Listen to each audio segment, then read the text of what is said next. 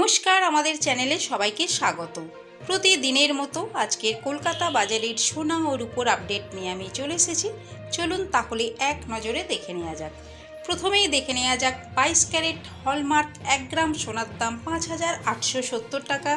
22 carat 4 গ্রাম সোনার দাম 23,480 টাকা।